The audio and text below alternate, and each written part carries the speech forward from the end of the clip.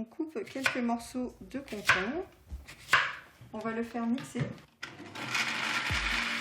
Contrairement aux apparences, Lucia ne prépare pas une recette de cuisine, mais un masque pour le visage. Une recette simple, avec uniquement des ingrédients du quotidien. Et à chacun, ses propriétés. La mélisse, elle est connue pour repulper le visage, en fait. Donc c'est pour ça qu'on va l'utiliser dans ce masque-là. Le citron va redonner un teint lumineux. Et du coup, il va apporter aussi ce côté de vitamine C qui va donner vraiment bonne mine. Alors en général, je pars d'un projet, d'une idée, donc d'une problématique. Et ensuite, je me renseigne sur les ingrédients naturels qui pourraient apporter un bienfait. Avec la recette du jour, la promesse d'un effet bonne mine immédiat. C'est sa voisine, Sylvia, qui sert de cobaye. C'est écologique, c'est économique aussi, parce que du coup, on peut faire ça avec les ingrédients qu'on a dans son placard. Et puis après, on a de très très bons résultats. Quand on enlève justement le masque, on a une peau qui est plus éclatante. Le teint, il est plus unifié, ouais, il est plus lumineux, plus unifié. On voit moins les imperfections. On voit moins les pores qui sont dilatés. Elle s'est raffermie. C'est il y a 10 ans que cet adepte du zéro déchet a commencé à fabriquer ses propres cosmétiques.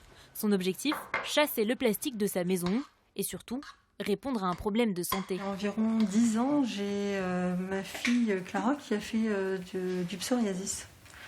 Et à l'époque, j'ai cherché des méthodes naturelles. Je l'ai notamment ramenée chez le dermato, comme tout le monde, je pense. Et en fait, le traitement qu'il a prescrit à ma fille m'a semblé, enfin en tout cas les compositions, j'ai trouvé qu'elles étaient vraiment, on va dire, douteuses.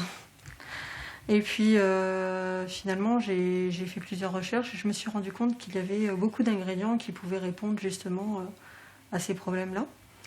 Donc j'ai fait quelques petits tests, ma fille a servi de cobaye, on va dire. Et puis j'ai réglé son problème en fait. Convaincue des bienfaits du naturel, Lucia a même choisi de lancer sa propre marque de cosmétiques artisanaux. Donc le shampoing cheveux normaux, le shampoing cheveux secs, le shampoing pour les cheveux ternes et abîmés. On a ici le masque capillaire. Alors il est à base d'huile de coco, d'huile de ricin, il y a de la poudre d'orange, du beurre d'avocat. Donc tout ça, ça va bien réhydrater le cheveu et le rendre brillant. Pour les moins téméraires, celles et ceux qui ont peur de se lancer seuls, de plus en plus d'ateliers fleurissent. Ici, pour une dizaine d'euros, ces 3 participantes apprennent à fabriquer un déodorant solide avec l'aide d'une professionnelle. Alors déjà, est-ce que vous avez déjà réalisé des déodorants à la maison? Pas de test, pas d'expérimentation. C'est pas parce que c'est bio et naturel qu'il n'y a pas de problème et de contre-indication. Des conseils précieux qui rassurent ces néophytes des cosmétiques DIY. Sur les huiles essentielles, par exemple. On ne les utilise pas quand on est enceinte, quand on est allaitante, pas sur les petits-enfants avant 6-7 ans. Et puis, on évite d'en mettre trop dans les produits cosmétiques. Ça fait quand même un peu petit chimiste, quoi. Et c'est quelque chose qu'on met sur notre peau, donc moi je sais que j'ai la peau assez sensible, donc j'ai pas envie de faire des réactions. Donc c'est vrai que c'est important. En plus, il y a vraiment tout un apport théorique avant la conception qui, je trouve, nous permet vraiment de savoir ce qu'on fait, où on va et pourquoi, quoi. Libre ensuite à chacune d'adapter son produit en fonction de l'odeur ou de l'effet recherché. On personnalise en fonction de tout ce qu'Angèle propose, en fonction de nos goûts, parce que c'est vrai que chacun a des goûts, des odorats différents, donc non, c'est bien.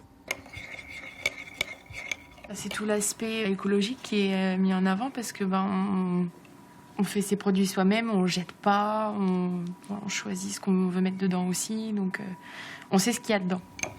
La composition des produits de beauté, une préoccupation croissante chez les consommateurs, tout comme leur budget. Au début, il y a un petit investissement à prévoir pour acheter quelques ingrédients, un petit peu de matériel, si on veut se lancer dans plusieurs types de produits, si on veut faire et le déo, et le shampoing, et le savon, et la crème, etc. Mais sur le long terme, c'est évident qu'on va faire de grosses économies. Hop. Et ensuite, on va étaler.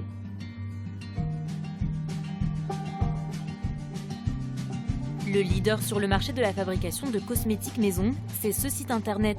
On y trouve tout le nécessaire, actifs, hydrolat ou encore huile essentielle. C'est 80 millions d'euros de chiffre d'affaires l'année dernière, des ventes dopées pendant le confinement, plus 40% sur les huiles essentielles. Mais il est aussi possible de se fournir localement. Alors ici on a de la mélisse, ensuite on a de la menthe poivrée, ensuite on a de la camomille, de la sauge, de la sarriette. On a à peu près une trentaine de plantes différentes qu'on cultive ici en agriculture biologique. Nous ne sommes pas en Provence, mais bien en baie de Somme. C'est vrai qu'ici, ce n'est pas vraiment une région où on cultive des plantes aromatiques médicinales, c'est plutôt une région de grande culture classique, traditionnelle, du blé, des betteraves. Et c'est vrai qu'un projet de faire ça ici, c'est osé. Avec ces plantes, l'entreprise de Thomas fabrique des infusions, sirops, hydrolats et huiles essentielles. En fait, une fois récoltées, on dirige nos plantes directement vers la distillerie.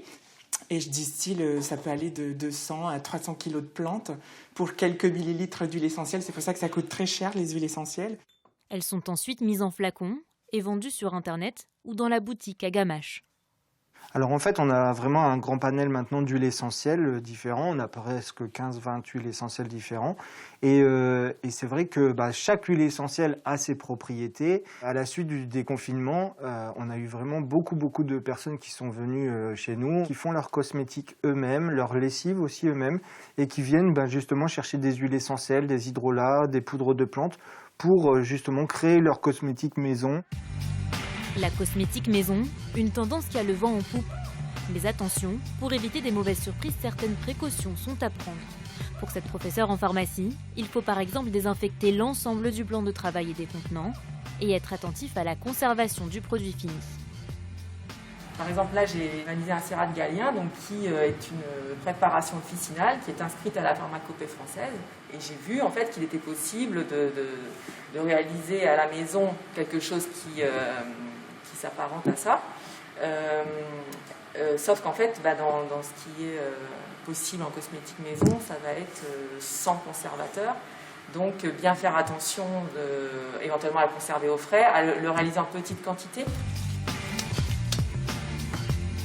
Une question subsiste, les cosmétiques maison sont-ils plus efficaces que les industriels? Nous avons posé la question à une dermatologue.